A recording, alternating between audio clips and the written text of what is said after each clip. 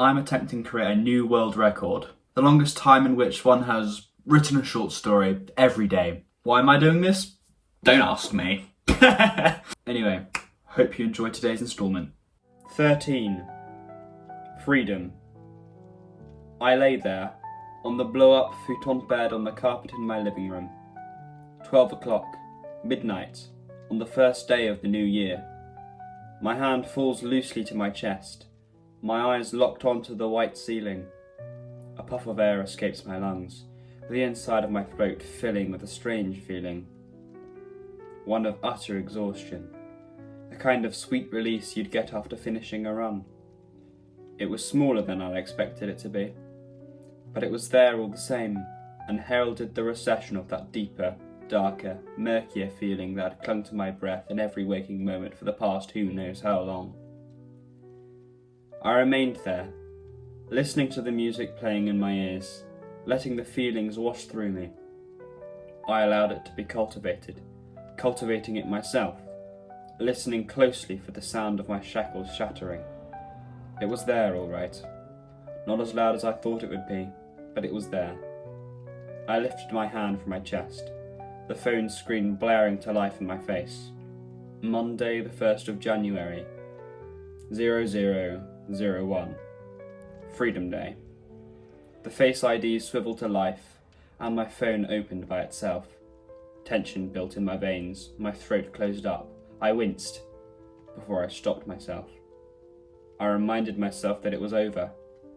The feeling receded, filling with that renewal once again. But the fear was still there, carved into my heart. I wonder when I'll truly escape the feeling of her presence, breathing down my neck. The 3 o'clock messages, the low rumble of a call, the purple pink of her profile picture, the million billion apologies, the storm of questions, whether I truly loved her, what I'd do if we met in real life, how much she wanted to end. I breathed heavily, looking at my empty inbox. The phone screen beat incessantly against my eyes. I was free, but the feeling was still there. Life went on. I lived, free of her now, slowly making progress in other aspects of my life. Studying, writing, having fun with friends, family, enjoying new things. I had other focuses, more space to be myself. No more need to lie. It wasn't dandelions and rainbows as I'd hoped. I still struggled, as any teenager would in any situation. But the new year brought new troubles, new people, a different smell in the air. There was one time that I went out into the shopping centre with a bunch of my friends.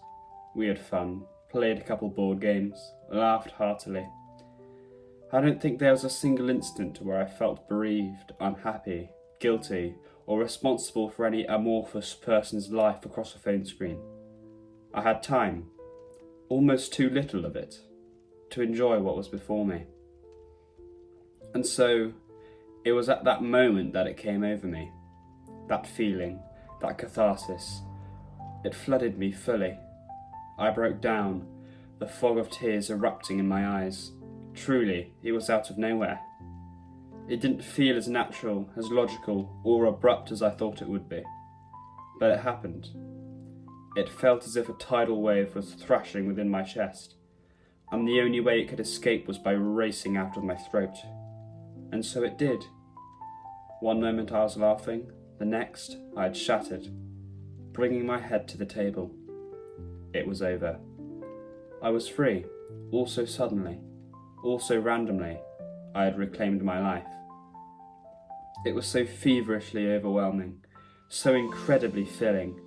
It made every moment of suffering almost worth it. Every lie, every affirmation, every I love you, every hour dedicated to someone else, every second of my life spent tearing off chunks of my own flesh to feed her, all of it. It all came pouring out in a sheer, unadulterated wail, filling me with the most gorgeous, warm feeling I had ever experienced. Freedom doesn't come over you in a snap when choosing yourself, but you have to make that choice, for the sake of the people that value you, the people that will want to laugh with you. You have to accept taking that strange, constricting feeling on the chin. That's what I learned in that moment, and I don't want anyone else to ever deny themselves the possibility for a life where they can make their own choices, where they can laugh with friends, sit around a table, play a board game, poke at someone for being everyone else's target. Because I learned, not in the moment where I made the decision to cut her out of my life, but months later after I'd forgotten her, the fact that closure's shy. Freedom is shy.